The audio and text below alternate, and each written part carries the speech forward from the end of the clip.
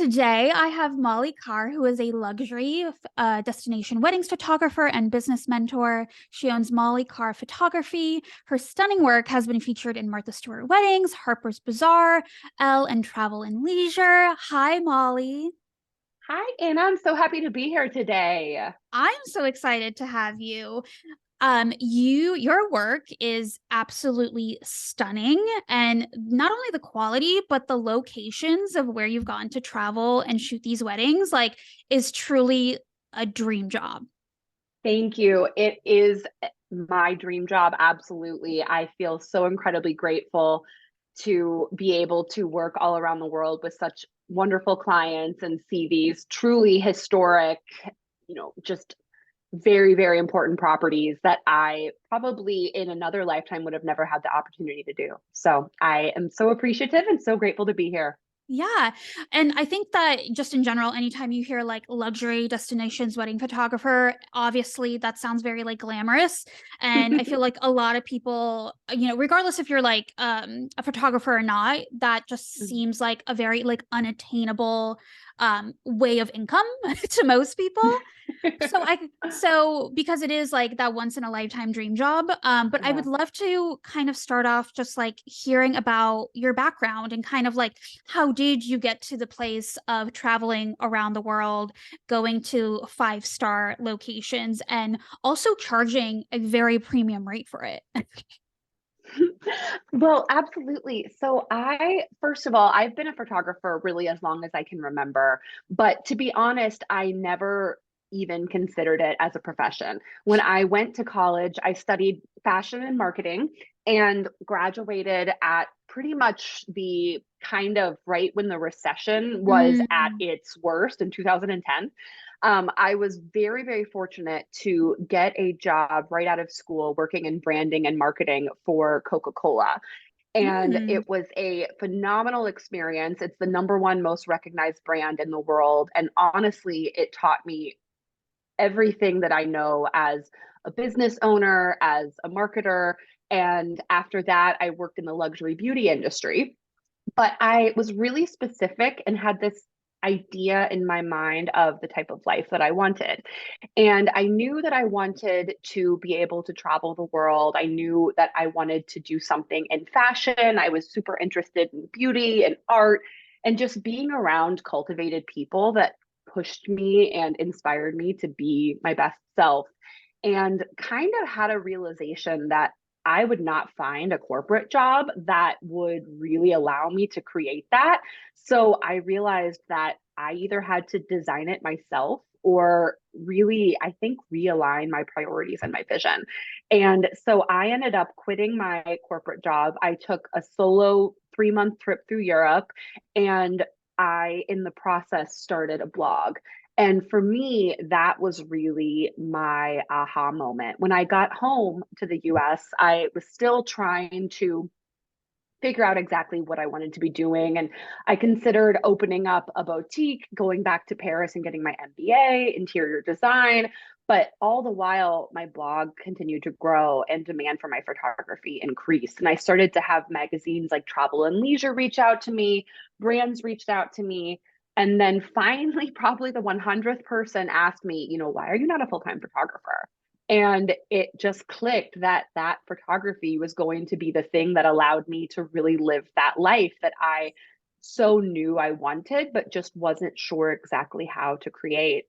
And when I shot my first destination wedding, and actually my very first wedding I shot was destination, which was pretty unusual because most photographers I know will get started in their local market. And over the years, they might start to branch out in different areas. My very first wedding was destination. And for me, it was just the aha moment when I realized it was just this like perfect, no pun intended, but marriage of my love of travel and fashion and art and just celebrating the human connection. So since then, I have traveled the world photographing weddings and am just continually amazed by the people and places that I have gotten the opportunity to connect with. And it's, like you said, it's not without its challenges, but it is a dream job and it's so worth it. I think it's amazing that you even said like you were very intentional from the very beginning of what you Hmm. wanted. I feel like a lot of people don't start off having a very clear vision of what they want, which is totally fine because it's very hard to know what you want at a very young age. But I think what I've even personally seen within myself and my clients is like when you have tunnel vision for that vision and you're very intentional, that things fall into place a lot quicker. So like you Yes. said, like your wedding was your first wedding job was a destination wedding, right? So Hmm. other people might think, well, there has to be all these steps involved. And you're like, but I was very intentional and I ended up getting what I wanted a lot sooner because of that, which I think Hmm. is so amazing. Um, so when you quit your corporate job at Coca-Cola to Hmm. start doing what you actually wanted to be doing, did you receive criticism for that? Did you have imposter syndrome around that? Like where was your head state at around that time? Oh, yes. I mean, I had a little bit of everything. I will say my now husband, we were just dating at the time, was incredibly supportive. So I've always been so grateful for that. He's the one that bought me my first medium format film camera. Mm, He bought me my first iMac. He believed in me when at that point I wasn't even really sure who I was going to become yet. And so I have always had him in my ring, which has been a really, really amazing just benefit for me. My family was supportive, but I will also say they were very concerned about me leaving a great salary that had yes. a very clearly defined career path. It was what Yes. I studied in school, it was the quote unquote dream job that everybody in marketing and branding wanted. And they were just obviously worried that things would not work out. And I would say people in my industry were definitely the ones that had the most criticism just because they couldn't believe that I was leaving that quote unquote dream job. Yeah. And for a lot of people that I worked with, they had been in the company their entire career. And a lot of students that I studied with were still living at home with their parents, unable to find a job given the economic climate at the moment. So I really kind of had feedback running the gamut from believing in me to friends saying I was having a nervous breakdown. Um, I think when you are making a big change, it makes people uncomfortable. And Yes. it also can make people question their path and they can Mm, see it as a rejection of what they have chosen. yeah. So I think that is very, very natural. And I just continually leaned into what my gut was telling me that it was the right thing. And even though I had late nights where I was, up contemplating if this was the right decision and I was young and was I just naive and so eager. But I just, in the end, really had to listen to my intuition. Yeah. And I um I yeah. I can relate to that story because even when I got laid off during COVID, Hmm. from what was supposed to be a very stable job, which wasn't in marketing, um, and I decided, well, I'm just gonna start my own company because I mean I have 10 years of marketing knowledge. Why not? And even then it was like, but why? Why wouldn't you just go back to corporate? And I'm like, but corporate laid me off in the first place. Why would I go back there? Yes, you're Um, so right. And I think that is a very strong fallacy that a lot of people stick with, that they feel yes. the, Fortune 100 companies, they feel these, huge established brands, publication houses are a place where you can spend 40 years and retire with a very healthy pension. And of course, there are people that do that. But in the end, no one is going to watch out for you except No, yourself. And even though it 100%. can feel scarier being the one that has to take your career into your own hands, in the end, you're going to take better care of yourself than a corporation that it just sees you as a big number or a cog in their puzzle. 100%. And that's something that I've seen within myself and my clients is even I say this all the time, but like you truly know what's best for yourself, or you need to find a community of women who are in the same space as you to have that kind of connection and that kind of ability to navigate these issues. Because I don't care if you have the most loving, supportive family or husband or wife or friends, at the end of the day, like nobody is walking in your shoes.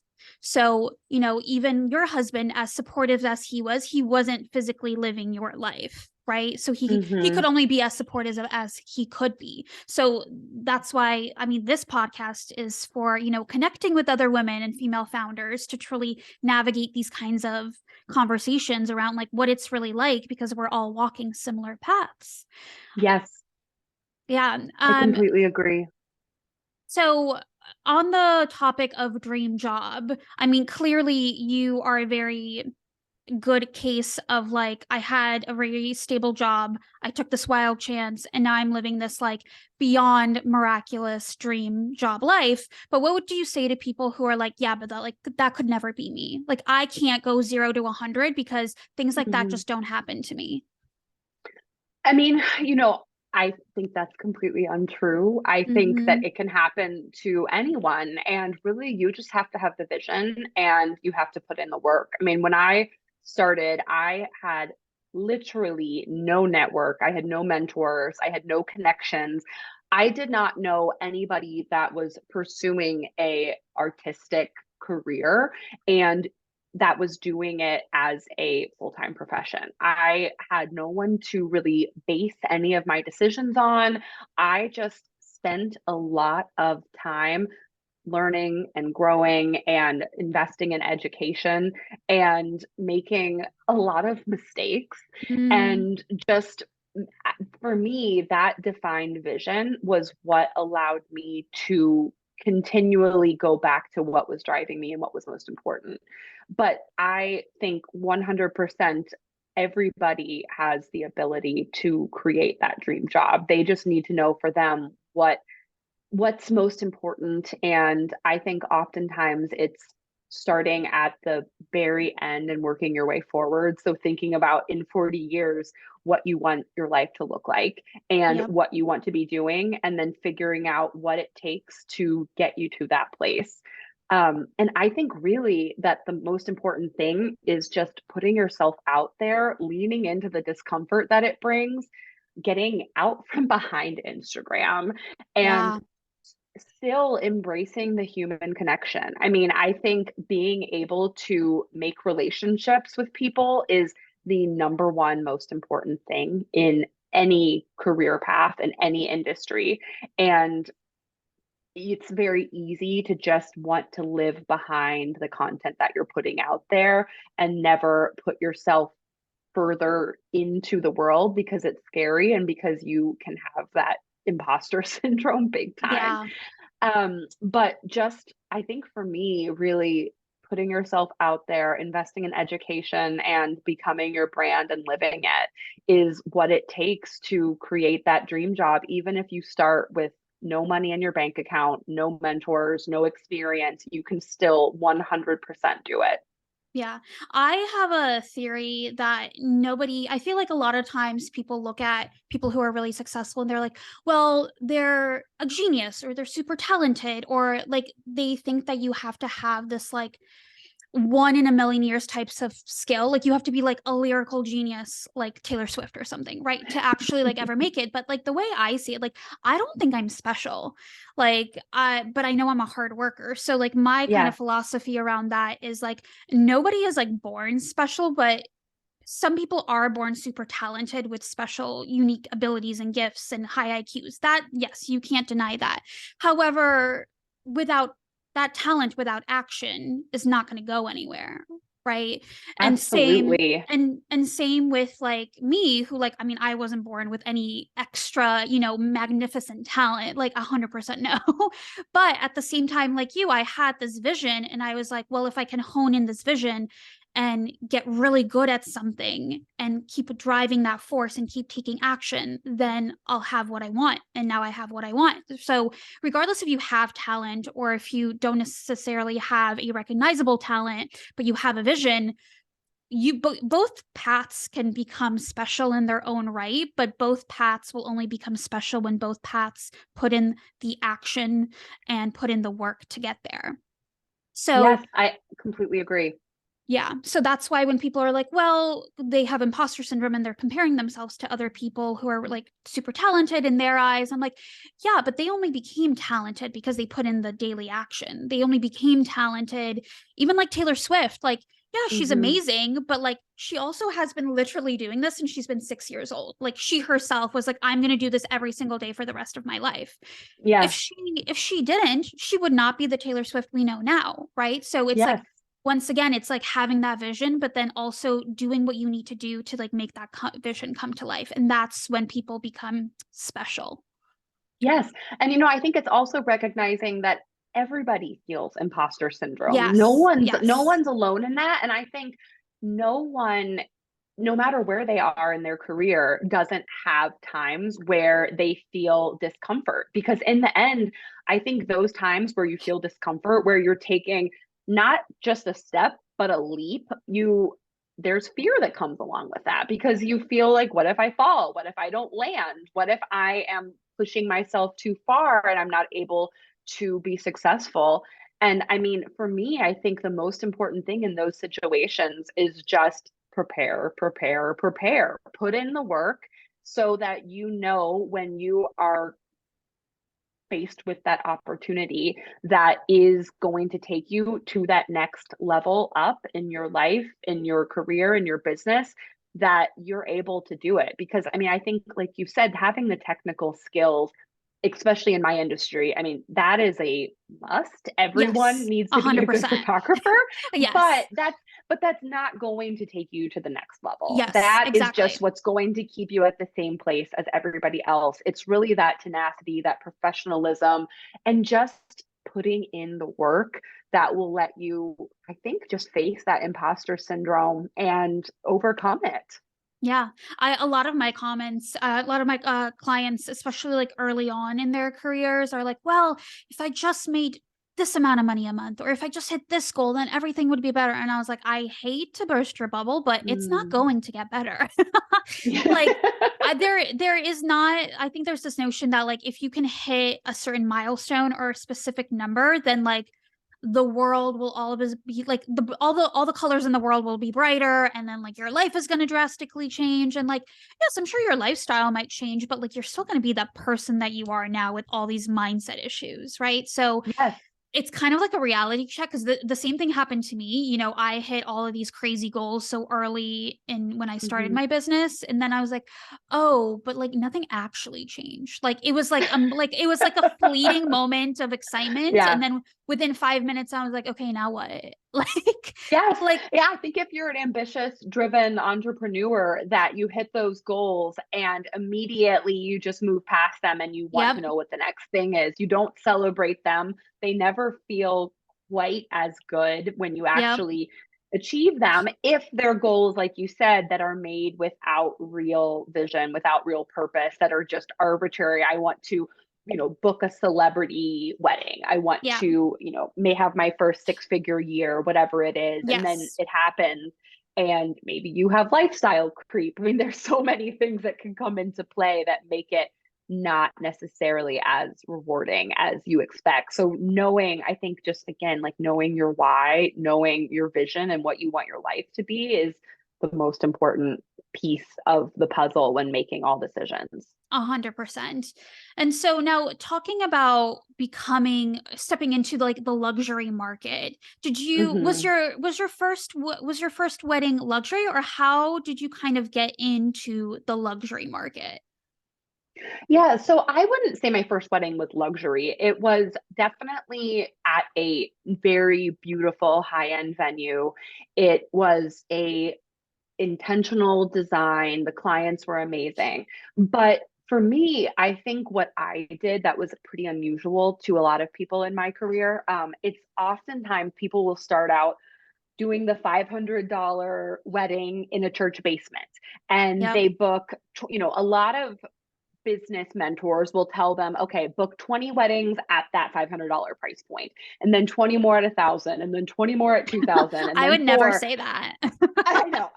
That was a very common thread that was, I think, going around. It was all about quantity. And for Ugh. me, I Yeah. knew that is the road to burnout. That A is hundred not what percent. inspires me as an artist. And I have taken this huge leap of faith in trying to create this dream life for myself. And I recognize that as the surest way for me to just kind of kill the dream.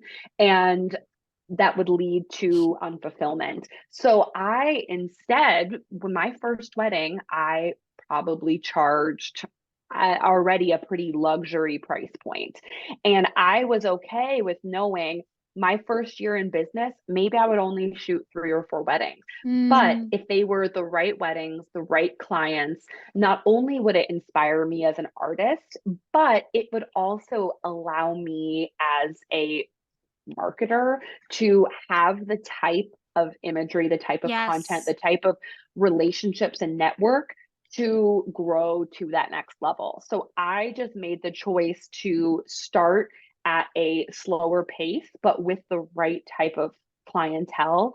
And that I think was something that's pretty unusual that a lot of creatives don't do. They just, when you're starting, you say yes to everything and figure it out Mm, later. yep. And for me, that just springboarded me into the luxury marketplace and the luxury clientele so much faster because in the end I knew I already had what it took. I had been a photographer working with big brands, working with these, very established publications.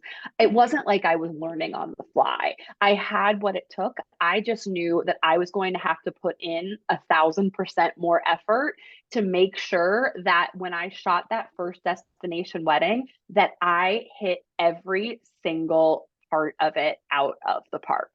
And, I think that for me is what allowed me to enter the luxury market was because I came at my business from a very intentional place of wanting to work with the right people, wanting to shoot what made me inspired as an artist, and really wanting to, I think, charge what it took to understand this is what I need to have a sustainable business that I can really live on for the rest of my life. And so many people, I think, make the mistake of, like I said, Mm-hmm. just saying yes to everything and being so eager, which it's a very easy to fall prey to that. Yeah. But I think if you don't know what you're charging, you what your costs are, even from a more I think like fiscal place, then Yep. that can often lead to a moment of crisis when you realize I've spent 3 years spending every weekend away from my family or from my home, and I'm breaking even.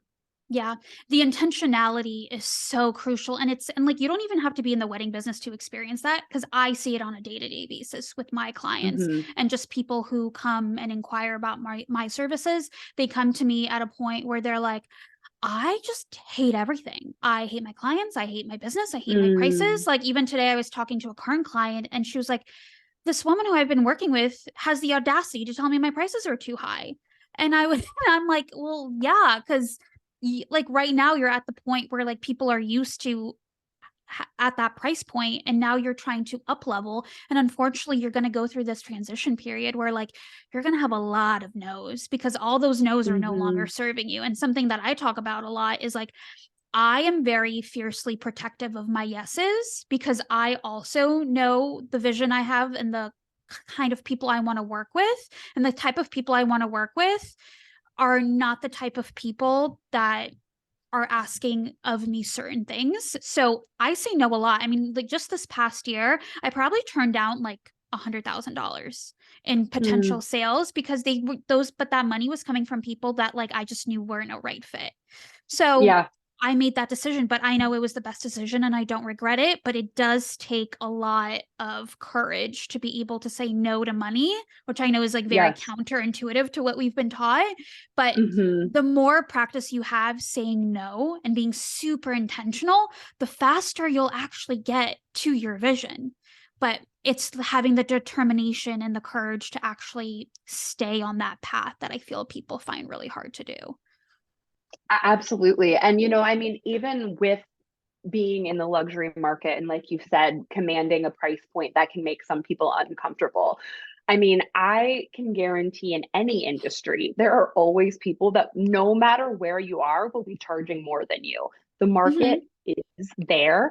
And I think really just like you had said, I think understanding what your value proposition is and what makes you special and focusing on it. And, I think what people often forget about pricing, which I think is so important, is that it is psychological as much as it is anything else. So, of course, you need to, first of all, understand why you charge what you charge. You need to have that experience. You need to know your costs, your financial goals. But I mean, I think about the Chanel classic flat bag. And Yep. literally in the past decade, it has doubled in price. And it's not because it's gotten better or because they're offering a better experience, but people keep paying for it. Yep. And oftentimes, a high price point can also make you more desirable to that luxury client that you're wanting to work with, anyways.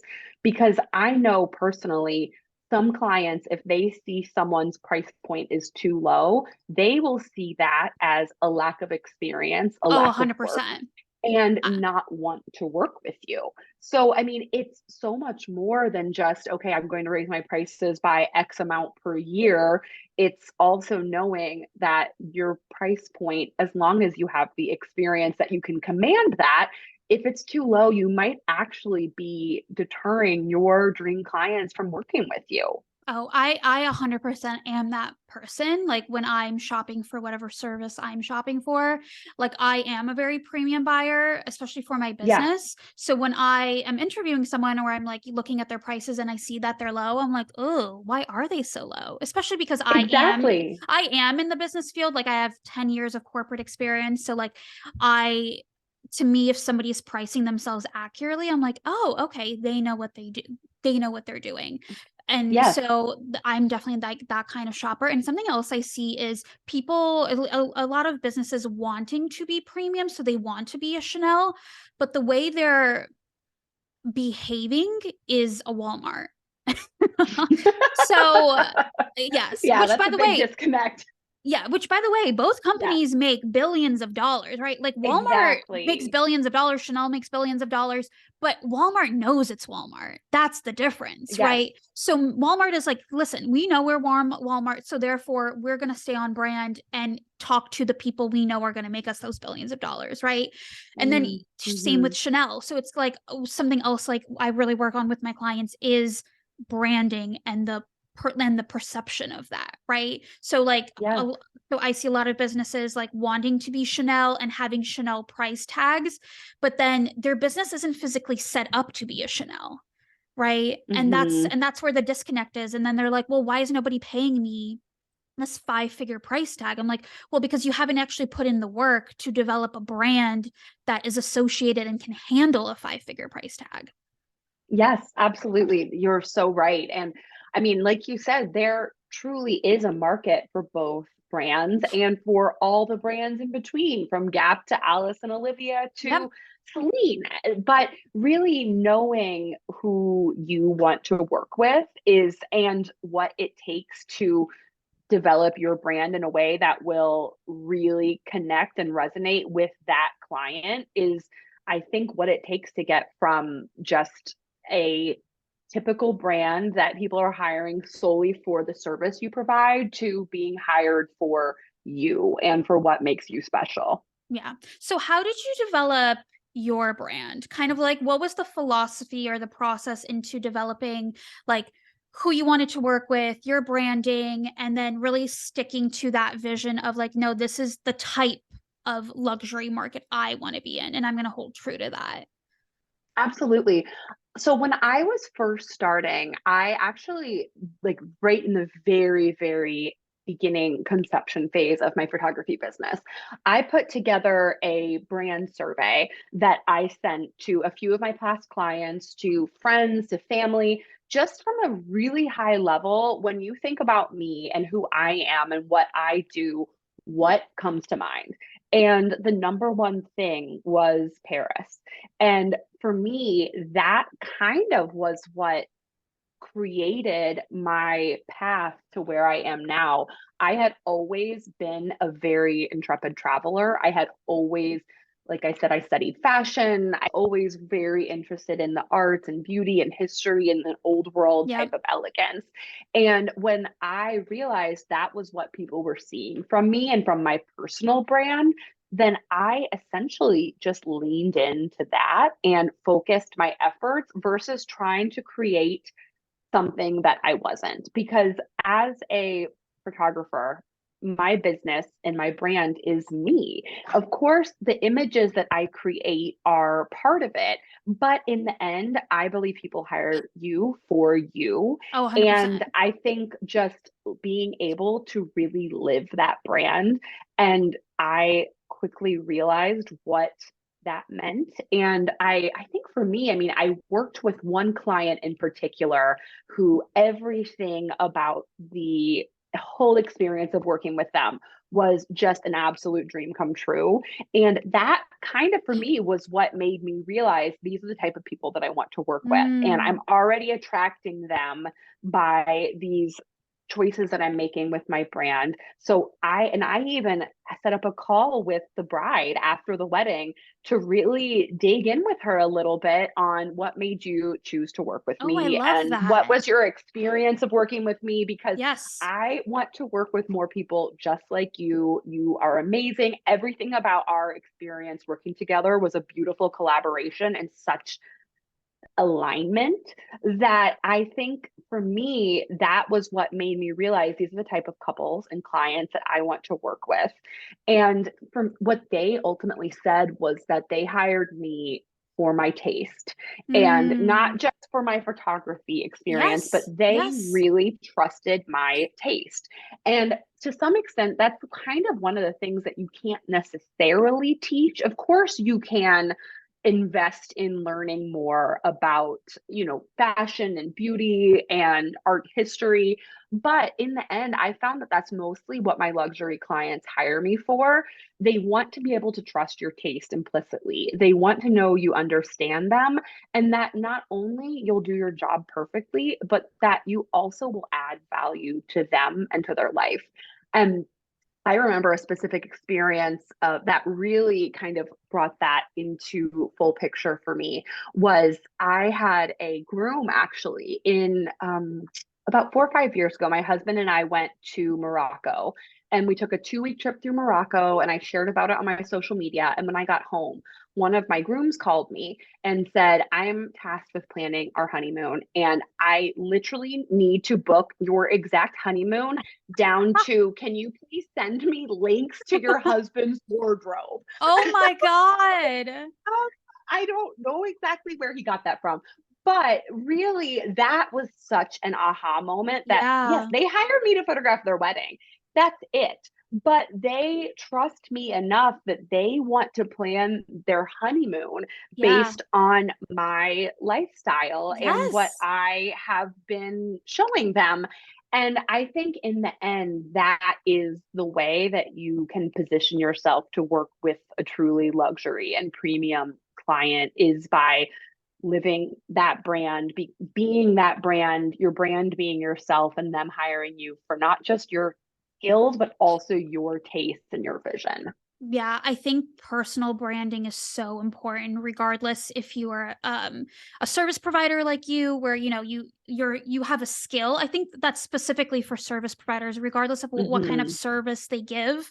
Oftentimes when I work with them, because I work with a lot of service providers, they'll be like, yeah, but my skills are really good. I'm like, yes, but what else? Like it Yes. can't just be skill based. Like this isn't corporate. Like you are a founder of your company, therefore you are your company, therefore you also need to develop a personal brand outside of whatever skill that it is you do. And I think like that is like the click of and the aha moment of like, oh, I actually need to, like you said, step out of Instagram and start showing myself.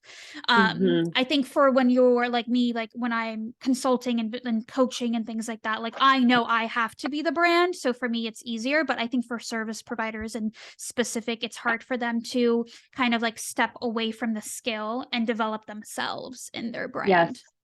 Yeah, because I think it's much easier and more comfortable to hide behind your work. Yes. And that is much more comfortable than putting yourself out there, than being the face of your brand, than, doing a branding photo shoot and having a video made of yourself. It's much more comfortable just to rest on your work. But in the end, I don't think that's what takes you to the very top level. Yep. You might have a very good, healthy business that way, but I think really the type of people you want to work with are the Mhm. people that trust you so inherently that they just know whatever you do is going to be amazing because they've already bought your vision before they've even hired you. 100%. Um, and, um, what was I gonna say? Oh, I just lost my train of thought. Do, do, do, do, do. Oh, what how so right now, like, how do you find clients? Is it, like, solely referral at this point? Or, like, what is your, like, marketing social strategy at this point in time? Yes, absolutely. So, I mean, I would definitely say in my industry specifically, the higher price point you charge, the more your bookings will come from your network and will come from Mm, referral. Because at a certain place, just specifically with wedding, every client is working with a full service wedding planner and that's designer. true. So typically, a lot of my bookings will come specifically from the wedding planners. And those are people that I have oftentimes met initially through Instagram, which for me is one of the greatest things about it. I think so many people have gotten stuck on the numbers and their following and can get incredibly discouraged that obviously we all know the algorithm has changed dramatically.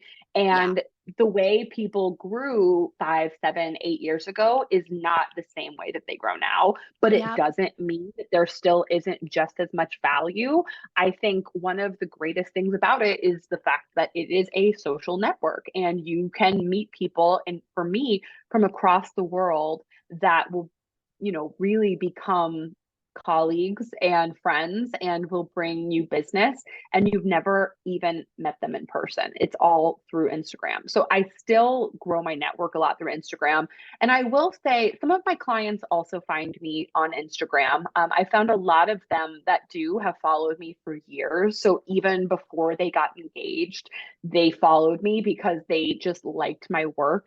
They liked my vision and they follow me more for my, I guess you would call it lifestyle content than necessarily just weddings. But once they get engaged, then it's, obviously I'm the first one that comes to mind because they've already been following me and that level of trust was established early on because of that. So Yeah. I would say Instagram is still a really good source of business, both from leads, but also from, like I said, the relationship and networking aspect too, that you have at your fingertips without even having to leave your home. Yeah. I feel like on Instagram specifically, people have this notion of, oh, I just need to like falsely connect with people, meaning not in like a genuine way, right? Hmm. And I'm like, at the end of the day, it's still a business. Like, you still have to value relationships if you actually want something to Absolutely. grow. I mean, we met through a mutual connection, right? Yes. And now we're doing this podcast Yeah. interview. So I can't tell you like, one of the things that I feel like has made my business so successful is that I genuinely want to know people, and not from a place of like, oh, let me get to know this person because I can make money off of them, but because I genuinely am super interested in their story and who they are as a person. Mm.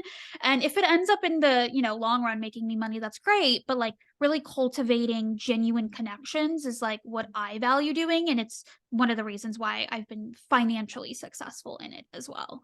Yeah, absolutely. So, I mean, I still think, regardless of how things have changed with social media, there's still so much value to be had out of it.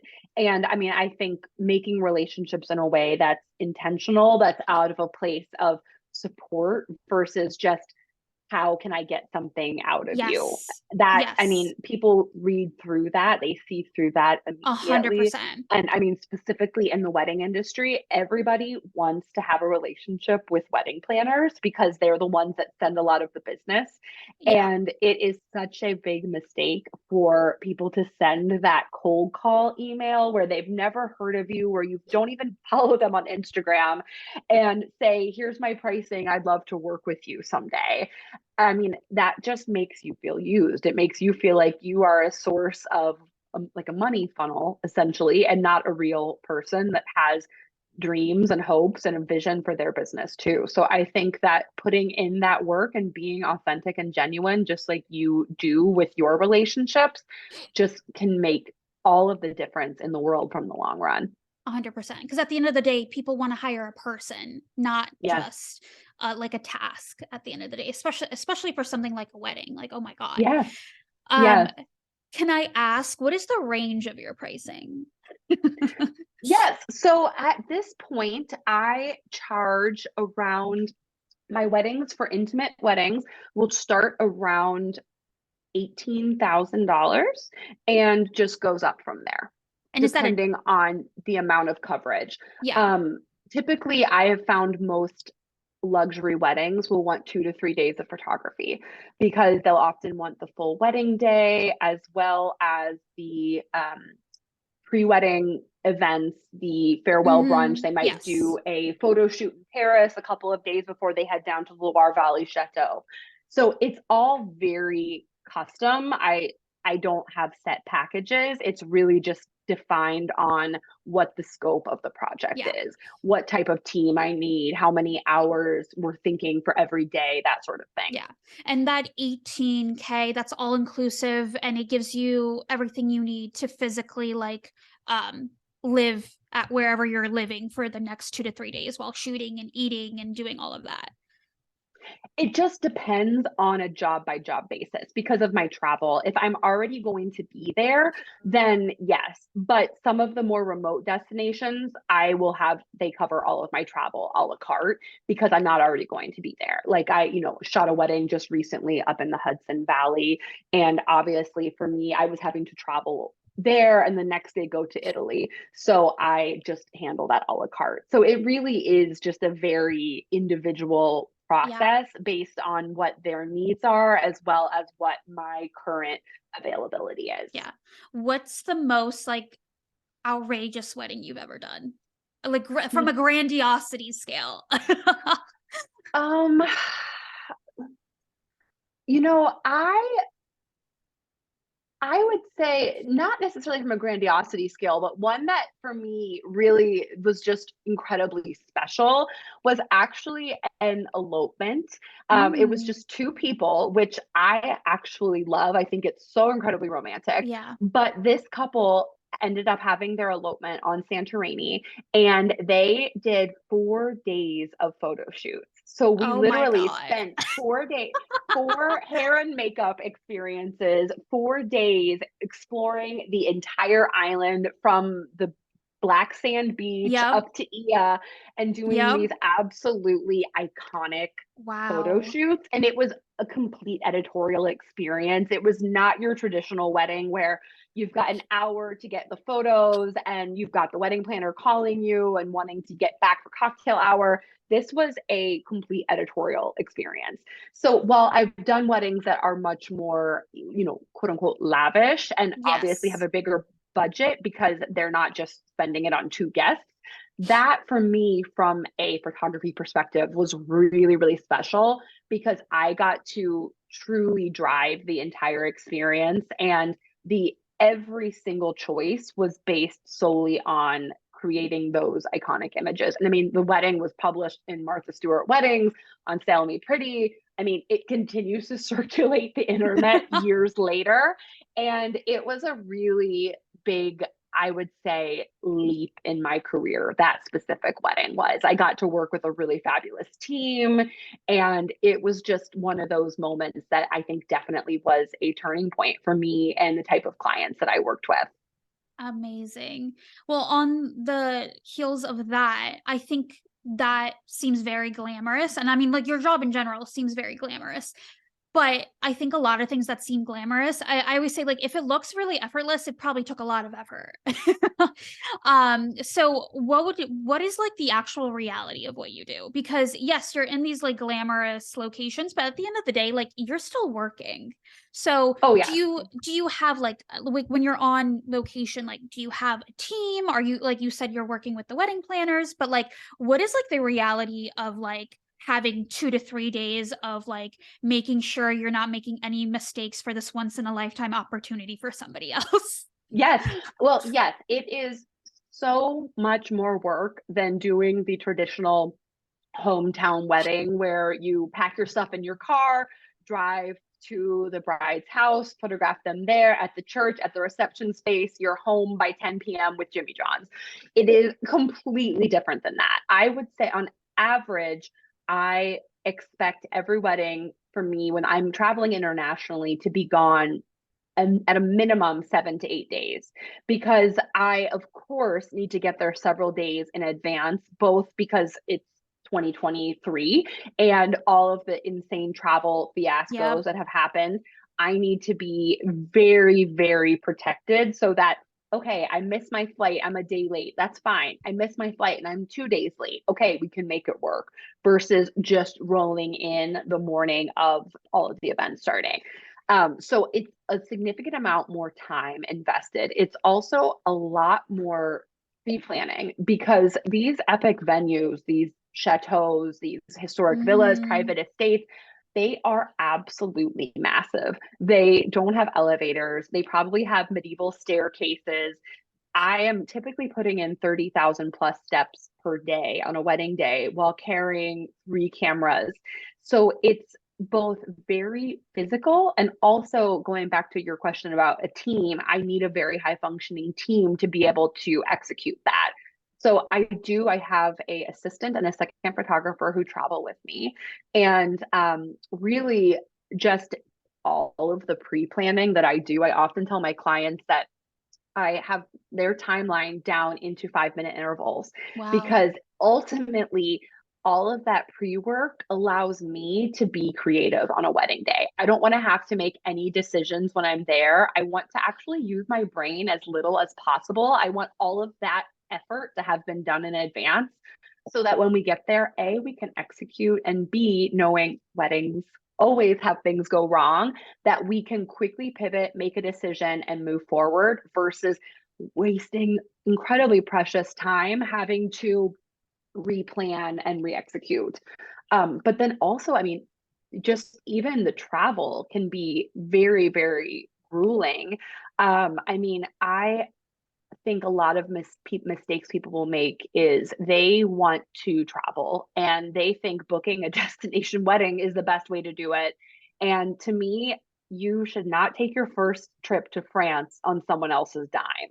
You need to be an intrepid traveler so that when things inevitably go wrong, when you get that flat tire in the middle of the countryside and don't have cell phone service, that you're able to pivot and to come up with a plan and to remain calm versus it's your first time ever having left the continental United States and it's just too much for you. So, Yes. I mean, Yes. really, yes, it's a significant more amount of time away from home. It's much more stressful, it's much more physical. But all of that being said, it's incredibly worth it because for me, both as an artist, I get to work in these places that are, I mean, works of art in themselves, that are places that, when I approach a wedding that is at a historic property, I think about it like, okay, I've got 10 hours here. How can I do this place justice? How can I show the true beauty and magnitude and history that it has? Versus when you're working at a more traditional venue, a ballroom or a space that's just a little bit more generic. Yeah. I am thinking about that day as how can I make this look even better than it does in real life? Versus when you're doing a venue like that, it's how can I do this place justice because it's so incredibly special. And I just am fortunate to be working here. So I want to treat it with that level of respect and care. Yeah. Something that a conversation that I often have with people is I think on Instagram, things look like they happen very instantaneously because Instagram is a highlight reel. Even if you're posting something, it's a highlight reel, right? Like you are posting images, that is a highlight reel of that wedding. But what you don't see is, like you said, the 5 minute increments and the months of planning for those 10 hours, right? So a lot Yes. of the times, the conversations I have with my clients is they get very frustrated because things aren't happening fast enough. And the way I see it is like, well, what we're doing is a marathon, not a sprint. So if you are building this brand for generational wealth that you're going to sell off one day, or like whatever you want to do, like that's going to take time. While there are some people online who, make it seem that like, money is very instantaneous and quick, and maybe it is to them, but like what are they building? It just seems like they're kind of Hmm. like funneling cash for like a quick easy out. But what I do with my clients and what I want to even do for myself is actually build up a brand that actually stands on its own and actually lives on after me. Like I want to have an impact. So kind of this notion of like putting your like, you know, tunnel vision glasses on and being like, what I'm doing is going to take time and I'm going to be more intentional, and maybe I'm not going to have as much, you know, quantity, but I'm going to have quality, and that's okay for me to take a little bit longer, because then when I get that final result, oh my god, is it going to be amazing, but I'm willing to wait for that. Absolutely. And I just specifically with the wedding industry know amazing creatives who want nothing to do with travel because of all of those Mhm. reasons I said. For them, they find it too stressful. They think it takes too much of a physical toll Yeah. on them, and they just want their business to be in the end what pays their income. Yeah. So they're much happier doing the number of weddings per year in their Yep. local market that they need to hit their number, and do that every year. And that's where they're happy and that's where they're content, which is completely fine and great. And I think we all have different goals and Yeah. dreams, and knowing what yours are is the most important thing. And if that's what's going to make you happy and fulfill your vision and fill your cup, then that's amazing. So, I mean, I think specifically with weddings, people can get really hung up on, oh, I have to do these international weddings because that's what is success. But in the end, I think it's what your success is. And I mean, Yep. I know people that will do these events and they're so desperate to do a wedding in Italy that they end up losing money because Yep. they price themselves so competitively. They don't add in any travel costs, that they end up losing money. And I mean, in the end, doing that once, if that's a strategic marketing choice that you are making out of a place of empowerment, then that's great. But oftentimes people don't really realize that until maybe the end of the year when they're running Yeah. their numbers. And to me, that's the quickest way to hit that burnout, when you realize I put in all of this blood, sweat, and tears, and I actually paid to do it. I mean, really, you start to lose your sense of purpose and what your meaning of what you do is.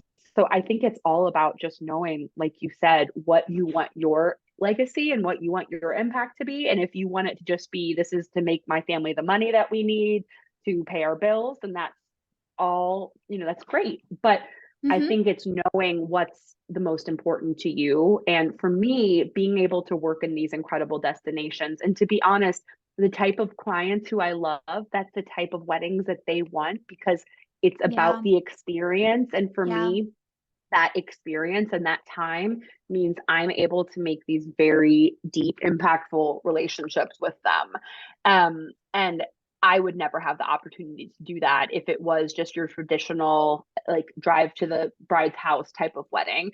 When I'm there with them for 3, 4, sometimes 5 days, those are people that every time I go to New York, will have dinner with, and that Mhm. I photograph their family when they have, children in the future. And for me, that's very, very important. And that gives me a lot of feelings of satisfaction. So that's another reason why doing those type of weddings, all of that effort is so worth the final product. Yeah. When I onboard a new client, like the first question I ask is, what are we doing here? Like, what is your vision? Like, what is the end goal? Because there has to be an end goal. Like, you can't be doing Yeah. this for the rest of your life, right? So like, what is Yes. the end goal? And when I start with someone, it's actually okay if they don't know, because that's why I'm here, to cultivate that, and to get very clear on that vision. But I think a lot of people just go into business not even knowing their why or knowing the end goal or vision, or never even thinking about it. And like you said, if you're just in this to like make a quick buck and then, like leave, Awesome. Great. That's like, I'm so glad that you're very clear on that vision. However, if you're working with me and if you're in my world, you're here to not just build a business, but you're here to build a brand.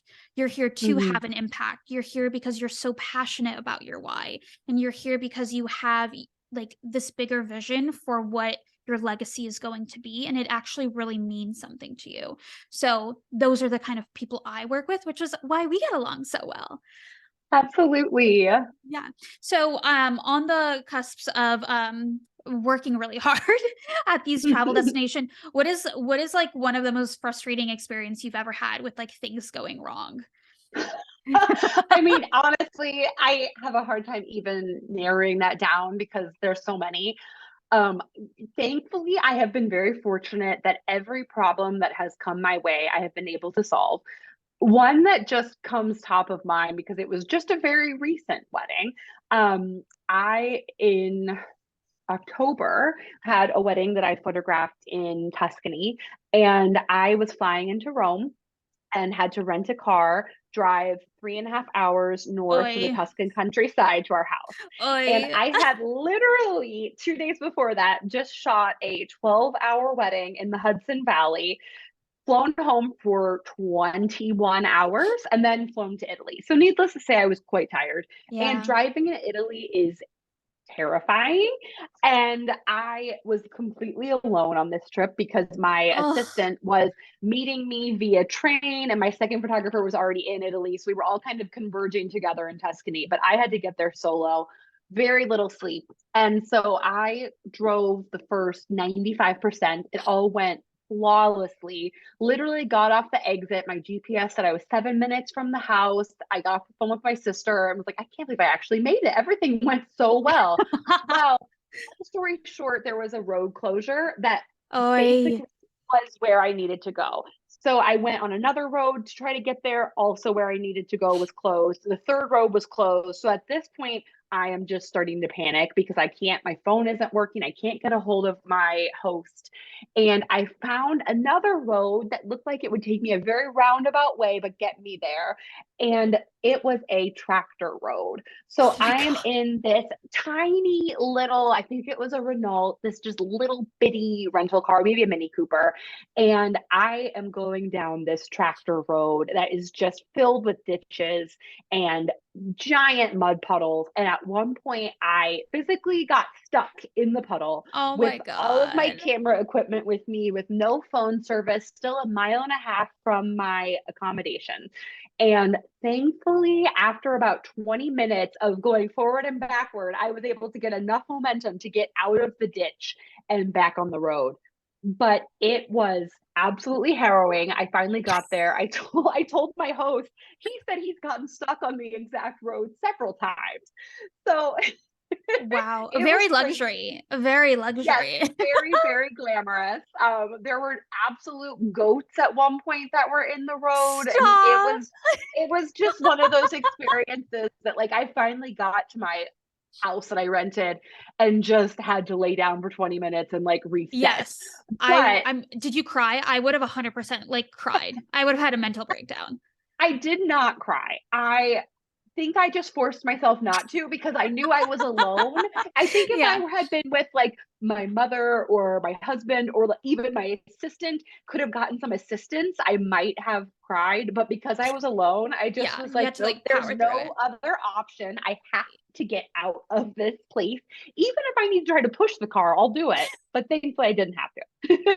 Yeah, I mean, But there have been countless experiences like that. That's just one. And they have all been very exciting. yeah, I feel like not that has physically ever happened to me because I also like refuse to drive alone because I live in New York City. So when am I driving? Yeah. But I feel like metaphorically, there's been a lot of times in my life where I've had to physically push the car by myself, and yeah, it's just not glamorous. So It's just not. not, It's not. but there's just certain things that you just have to do what you need to do, and it's just the way it Exactly. is.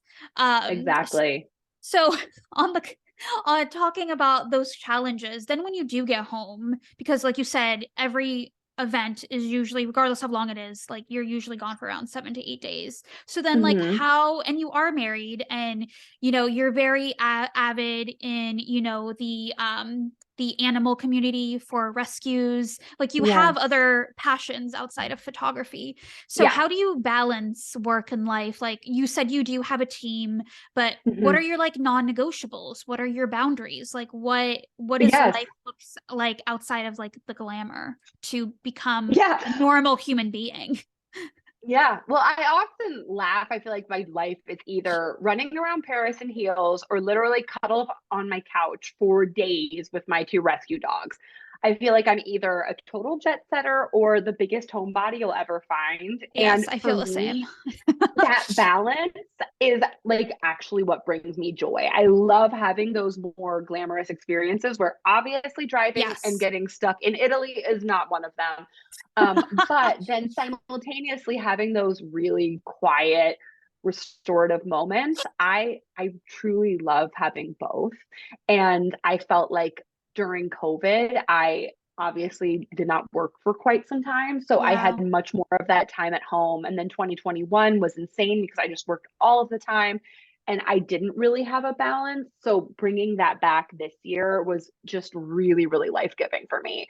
But I have very strong boundaries.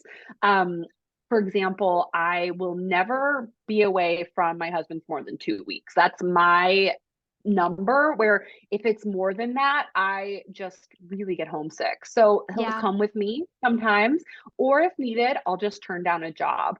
I only take a maximum of 12 weddings a year. Sometimes Mm, my happy number is around 10, but I've got two more that I'll take on if it's just the dream opportunity. So that's also a way where even though that's a lot, it still means I'm home for 40 weeks a year, home or vacationing. And then when I travel for work, I always really need a minimum of 2 days off in that destination. For yeah. me, that's also a non negotiable that I need that time to reset, to decompress, to really feel the spirit of the place I'm at because obviously that drives my art significantly. Yes. And for me, that's also one of my, I think, reasons I love doing what I do is the ability to travel. And if I was just a corporate warrior where I was going from Hilton Garden Inn to Hilton Garden Inn, that does not bring me joy. And I never want my career to feel like that. I let's see, I pretty much only will stay in accommodations that are inspiring to me. That's something I learned quickly that when I was first starting and I was trying to make my prices more competitive, I was willing to just like shave off any pricing I could with my travel and try to figure out how I could make it more viable because I'm competing with people in local markets who Yeah. don't have any of those. But I quickly realized that my energy is just so susceptible to my surroundings and feeling at home and happy is crucial. So staying somewhere that I love and that I find inspiring is a must. And ultimately, I think just working with clients that really trust me. I mean, I know you said that earlier that you had to turn away $100,000 of business in 2022 Hmm. because you felt like they weren't necessarily aligned with Yeah. you and your vision. And that's the same. I will turn away weddings, absolutely. If I need to, if I feel like something just isn't connecting, if they're pushing back too hard on wanting to know very specific questions, how many photos per hour are you taking? Um, you, will you make sure you take the shot list of 200 photos and capture everything? For me, those are things that they need to trust me that I am Yeah. going to give it 110% because quite frankly, all they have to do is talk to anybody that's worked with me and know I do. But if Yeah. that isn't enough, then even though it's hard to lose those, I mean, dream opportunities sometimes where it's this absolute amazing price point, venue, whatever you have it, I will absolutely turn them away if I don't feel like there is a very implicit level of trust. Because in the end, I mean, as a photographer, I'm controlling your image and the memories of some of your most precious days. So that trust just has to be there. And if they're questioning me, even if it's hard, that's an absolute non-negotiable too. Yeah. I find that when even from my personal experience and my clients that I work with, the ones that continue to take on clients that are not aligned with their ultimate vision, values, or even like respect their pricing, Hmm. they really quickly start getting resentful of, because Hmm. then they're like, Yes.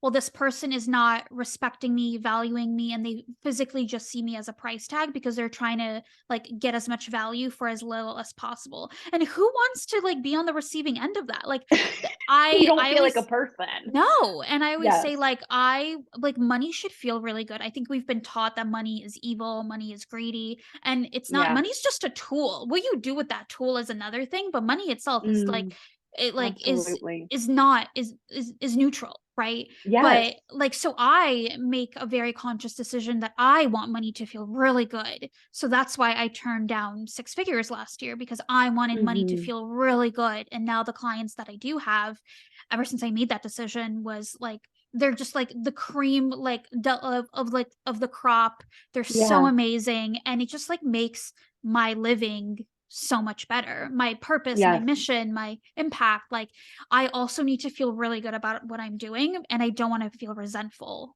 for that. And you'll be able to deliver them a better Oh, service and 100%. experience in the end. So it really is, in the end, I think incredibly counterintuitive to make people feel like you are micromanaging them, like you don't trust Yeah. them.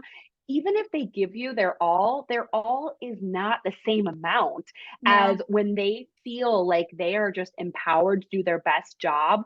They have more in them to give you. Oh, So in 100%. the end, you truly do get a better experience. And I think also as a business owner, at least for me, I am a very sensitive, empathetic person. And Yeah. I know that if I work with people like that who are questioning me, I will be so drained that it Yes. begins to put my dream, my vision, my business at jeopardy, because Mhm. too many clients like that can shave away any joy that you have and ultimately risk you deciding, you know what, this isn't for me anymore. I'm going to close my doors and I'm going to try something else, or I'm just going to go get a 9 to 5 because it's easier and less painful than putting myself out there like this and just being mistreated. So I think it's very easy to get caught up in that quick financial gain that you see when working with clients, even if your intuition is telling you this is not a good fit. I feel like they need to find someone else. But oh, I could really use that money to pay off a loan Yeah. or to take that trip or to invest in that educational course. And I think that can be difficult, especially when you're starting, when you get what you think is your big break or financial big break, but something feels off. I think it's just in the end, you have to protect your dream because that's why you're doing it. And if I don't think anything is worth losing that, Yeah. And no then amount of money.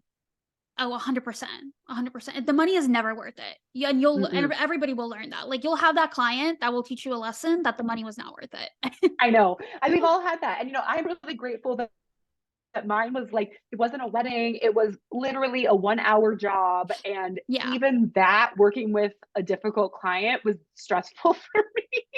So I realized, okay, I have to never make sure this happens again, because if this was a 4 day wedding where they were investing, you know, high five figures with me, then that would be a completely different place where it could really, really impact me. So, Yeah. yeah, I mean, I think you just want to make sure that you're set up to take care of yourself. And in the end, you're going to give that much more because you're just empowered and you feel appreciated. Yeah. Okay, last two questions, and these are questions that I ask everybody on my podcast. And to wrap this up, what is something that you used to value that you no longer do? I would say something I used to value that I no longer do is following the traditional path that we're taught as young women is what it takes to be a successful and happy woman in today's 21st century. Yeah. And what is something you now value that you used to not value? Balance. Amazing. Yeah. Well, thank you so much for talking to us, Molly. Where can everybody find you if they're interested in getting to learn more about you? Absolutely. You can follow me at Instagram, which is at mollycarphotography.com. Or sorry, can we redo that one? Yeah. Okay.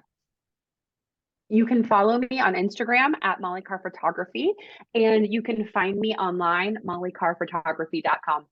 Amazing. And are you booking for 2024, 2025 right now?